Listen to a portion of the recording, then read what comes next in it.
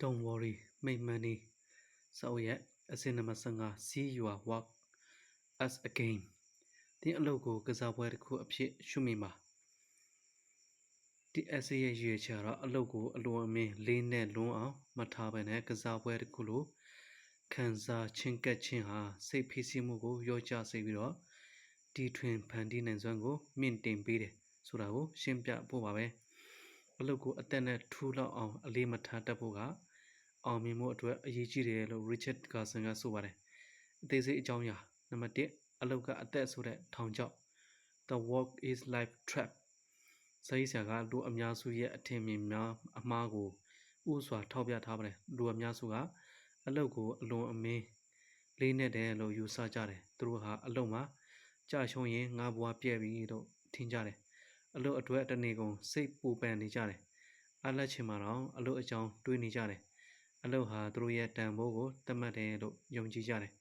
ဒါပေမဲ့ကာဆန်ကဒီလိုရေးသားထားပါတယ်အလုတ်ကအသက်မဟုတ်ဘူးအလုတ်ကကစားပွဲတစ်ခုပါဒါကိုတင်တိလာတဲ့အခါမှာစိတ်ဖိစီးမှုပျောက်သွားပြီးတော့ပိုကောင်းကစားနိုင်တာမယ်နံပါတ်1ကစားပွဲအနေနဲ့မြင်ချင်းရဲ့အတိတ်ပဲကာဆန်ကအလုတ်ကိုကစားပွဲတစ်ခုအနေနဲ့မြင်နေဆိုတာမတရားလုပ်ပါလို့မဆိုလိုဘူးလို့ရှင်းပြပါတယ်အဲ့ဒါစီးမြင့်တွေနားလည်ပါပြူဟာကြကစားပါနိုင်တာရှုံးတာရှိတယ်ဆိုတာကိုလက်ခံပါအရှုံးကိုကိုယ်တိုင်နဲ့မဆိုင်အောင်ထားပါအနိုင်ရဖို့ကြိုးစားပေမဲ့မရရင်လည်းအဆင်ပြေပါတယ်လေးနဲ့လုံးတဲ့သူတွေရှိတဲ့တွေးတဲ့လက္ခဏာတွေကတော့ဒါမအောင်မြင်ရင်ဘဝပြတ်မယ်အမှားလုပ်ရင်စိတ်ပြတ်တယ်ဖျားများတယ်ကြောက်ရွံ့နေတယ်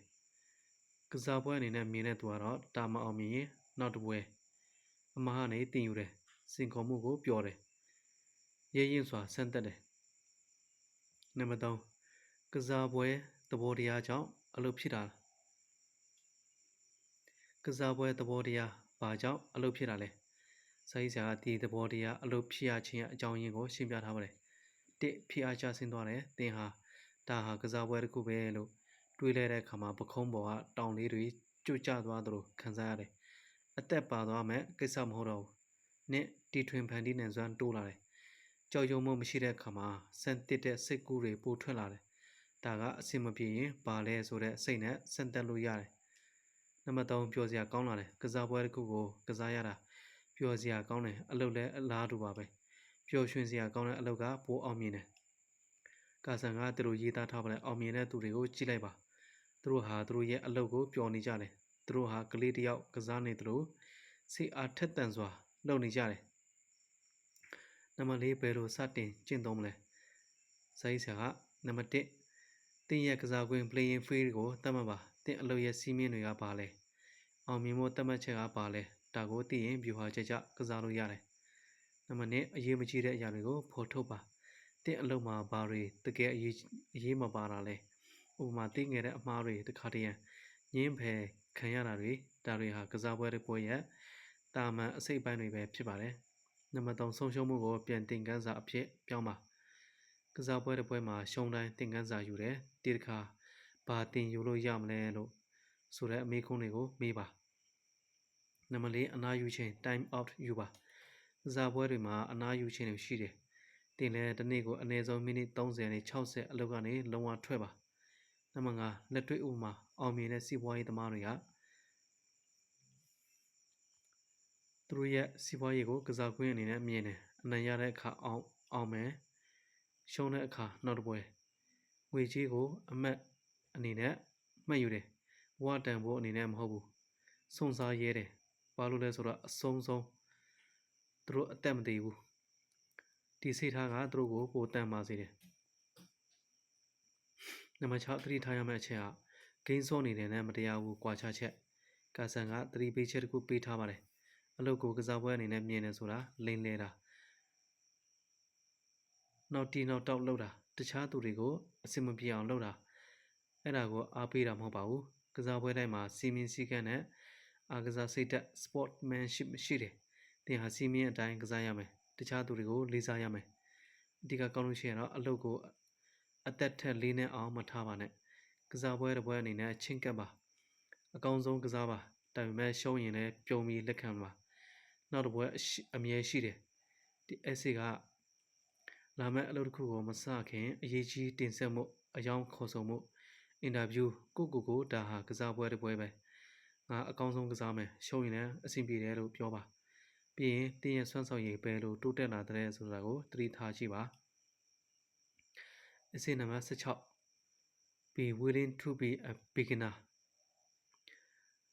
ဒီခန်းရဲ့ရည်ရွယ်ချက်ကတော့အရာတစ်တွေကိုတင်ယူတဲ့အခါမှာအစာပြုတ်သူဖြစ်ရတဲ့အဆင်မပြေမှုကိုလက်ခံနိုင်မှသာတိုးတက်မှုရှိတယ်ဆိုတာကိုရှင်းပြဖို့ပဲဖြစ်ပါတယ်အတက်ကျွမ်းဆုံးသူတွေတောင်တစ်ချိန်ကအစာပြုတ်သူတွေဖြစ်ခဲ့ဖို့တယ်ဆိုတာကိုသတိရဖို့လိုတယ်လို့ Richard Carson ကဆိုပါတယ်အသေးစိတ်အကြောင်းအရာတော့တစ်ကျွမ်းကျင်သူရဲ့ထောင်ချောက် The Expert Trap စိုက်စာတို့အများစုရဲ့အထင်အမြင်အမှားကိုဥစွာထောက်ပြထားပါတယ်လူအများစုကငါကျွမ်းကျင်ပြီဆိုတဲ့အခြေအနေကိုသဘောကျကြတယ်သူတို့ဟာအတစ်တစ်ခုခုမစချင်ကြဘူးလှုပ်တက်နေမှာဆိုလို့အမှားလုပ်ရမှာကိုကြောက်ကြတယ်ငါသိပြီးသားဆိုတဲ့စိတ်ထားနဲ့နေတတ်ကြတယ်အစာပြုသူတွေကိုအထင်မြင်တည်တတ်ကြတယ်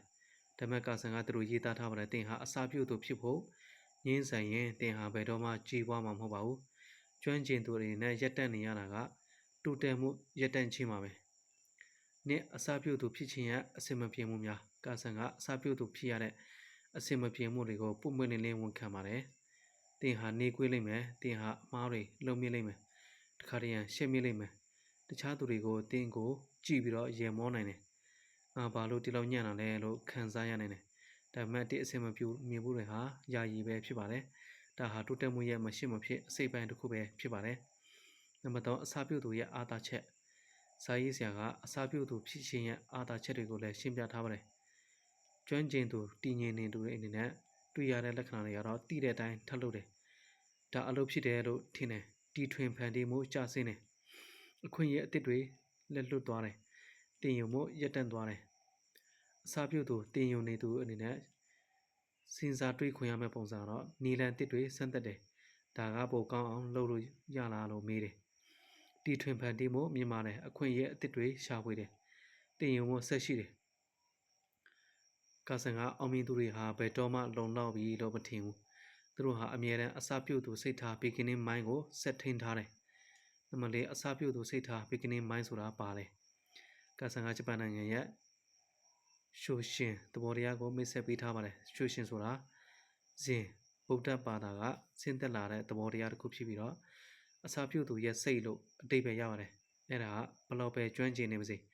အစာပြုတ်သူလို့စိတ်ထားပါတိပိသားအစာတင်ယူဖို့အစဉ်သင့်ဖြစ်ပါအရာရာကိုပထမဆုံးအချိန်မြင်ရသလိုကြည့်ပါဒီစိတ်ထားရှိရင်တင်ဟာအမြဲတမ်းအသည့်အဆန်းတွေတွေ့နေမှာပါနံပါတ်5လက်တွေ့ဥပမာနံပါတ်1အောင်မြင်တဲ့စီးပွားရေးသမားအောင်မြင်ပြီးသားစီးပွားရေးသမားတစ်ယောက်ဟာဤပညာအသစ်ဈေးကွက်အသစ်ကိုတင်ယူတဲ့အခါမှာငါဘာမှမသိဘူးဆိုတဲ့စိတ်ထားနဲ့ချင့်ကပ်တယ်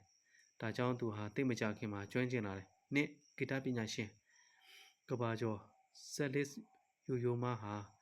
ဂီတအသစ်တစ်ခုကိုလေ့လာတဲ့အခါမှာငါတာကိုမသိဘူးလို့စတင်တယ်ဒါကသူ့ကိုနှိမ်ချမှုရှိစေပြီးတော့ပုံမနဲ့ချမ်းအောင်တင်ယူနိုင်စေတယ်နံပါတ်3တင်ကိုယ်တိုင်တင်ဟာအတွေ့အကြုံစံနေရှိတဲ့မာကတင်ပညာရှင်ဖြစ်ပါစေဒီဂျစ်တယ်မာကတင်အသစ်ကိုတင်ယူတဲ့အခါမှာငါဘာမှမသိဘူးလို့ခံယူမှအမားတွေလုံမိမှာမကြောက်ပဲတင်ယူလို့ရတယ်နံပါတ်6အစာပြုတ်သူဖြစ်ဖို့ဆန္ဒရှိရင်ဆန္ဒရှိအောင်ဘယ်လိုလုပ်မလဲစာရေးသူကသူတို့အကြံပြုထားပါတယ်တစ်မသိဘူးလို့ဝန်ခံပါအတိတ်တစ်ခုခုမှငါမသိဘူးလို့ပြောရဲပါဒါကအားနည်းချက်မဟုတ်ဘူးအားသာချက်ပါတင်ယူဖို့အတွက်ပထမဆုံးခြေလှမ်းပဲဖြစ်ပါတယ်နံပါတ်2အမှားတွေကိုအခကြေးငွေအဖြစ်မြင်ပါတင်ဟာအတိတ်တစ်ခုခုကိုတင်ယူတဲ့အခါမှာအမှားတွေလုပ်မိမှာသိချပါတယ်ဒါကိုငါမိုက်တဲ့အစားဒါကတင်ယူစီပဲလို့မြင်ပါနံပါတ်3သိငယ်တဲ့အရာနဲ့စတင်ပါဘာသာစကားအသစ်တစ်ခုလုံးကိုတင်ယူမဲ့အစားစကလုံး10လုံးကနေစပါအားကစားအသစ်တစ်ခုလုံးကိုကျွမ်းကျင်အောင်လုပ်မဲ့အစားအခြေခံ3ချက်ကနေစပါနံပါတ်4မှိုက်မဲတယ်လို့ခံစားရတာကိုလက်ခံပါဒီခံစားချက်ကတင်ဟာတက်တောင့်တက်တာဇုံကနေထွက်လာနေပြီဆိုတဲ့လက္ခဏာပါဒါဟာအောင်မြင်မှုအတွက်လိုအပ်တဲ့ခံစားချက်ပါတလားကြရင်ဒီခံစားချက်ပျောက်သွားလိမ့်မယ်အဓိကကောက်လို့ရှိရတော့ကျွမ်းကျင်သူအားလုံးဟာတစ်ချိန်ကအစာပြုတ်သူတွေပါတင်လည်းအဲ့ဒီလမ်းကြောင်းကိုဖျက်ဆီးရမှာပါအစာပြုတ်သူဖြစ်ရတဲ့ အစင်မပြေမှုကိုလက်ခံပါဒါဟာကြီးထွားမှုရဲ့လက္ခဏာပဲဖြစ်ပါတယ်နောက်ဆုံးအနေနဲ့တင်အမြဲလုပ်ချင်ပေမဲ့ငါမတက်ဘူးလို့ထင်နေတဲ့အလုပ်တစ်ခုကိုဒီတစ်ပတ်စတင်လေ့လာကြည့်ပါဥပမာဂီတာပကြီးပြင်သစ်စကားပရိုဂရမ်ရေးနည်းငါအစပြုသူပဲလို့ကိုသတိပေးပြီးပြောပြောချင်းလုပ်ကြည့်ပါတင်ဘလောက်လင်းမြန်စွာတိုးတက်တယ်လဲဆိုတာကိုသတိထားမိလာပါလိမ့်မယ်